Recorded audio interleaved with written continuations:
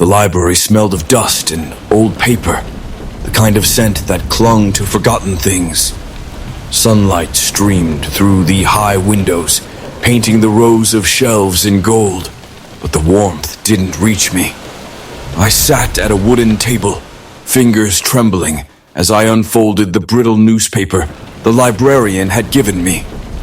Hollow Creek Gazette, November 3rd, 52. Beneath it, a grainy photograph of a house I knew too well. Our house, the Wainwrights, a family of four: mother, father, a teenage son, and a daughter. Eleanor, the youngest, Eleanor Wainwright, age 9, was described by neighbors as a quiet child with an active imagination, the article read. She often spoke of an imaginary friend she called the girl in the yellow dress. My blood turned to ice. The details got worse. In the weeks before the disappearance, neighbors reported hearing laughter coming from the attic. High-pitched, gleeful, the kind that made dogs howl and children wake up crying. Then, one night, the entire family vanished. No signs of struggle, no note, just gone, except for Eleanor's favorite doll, found sitting at the foot of the attic stairs. Its porcelain face had been shattered, as if something had smashed it from the inside out. I turned the page. Another article, dated a week later. Search called off no leads.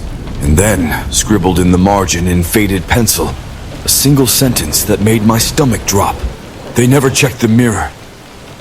You're next. The scream died in my throat as I bolted upright in bed. Sheets tangled around my legs like grasping fingers. My room was freezing, my breath fogging in the moonlight that bled through the curtains. She was gone, but the scent of rotting flowers lingered. I didn't sleep the rest of the night. Every shadow seemed to twitch.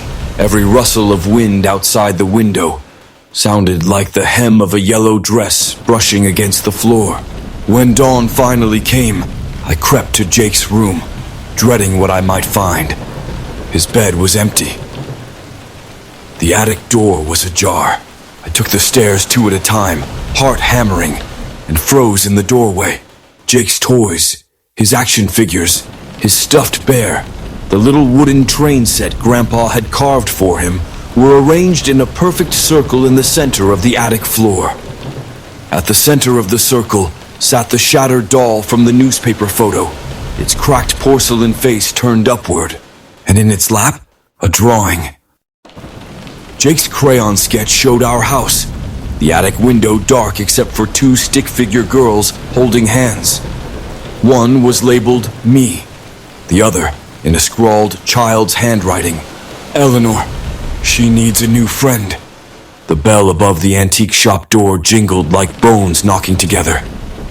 The old man behind the counter didn't look up from his polishing until I stood before him, shaking, the newspaper clipping clutched in my hand. When his eyes, milky with cataracts but horribly sharp, met mine, he sighed. So, you've met Eleanor. He slid a mason jar filled with coarse salt across the wood. She's been waiting a long time for a new family. You opened the door. You invited her. I wanted to protest, but the words died when he grabbed my wrist. His fingers were corpse cold. Salt the thresholds, every window, every door, and whatever you do. His grip tightened. Don't let her take your brother's name. The attic smelled of burnt sugar and wet earth.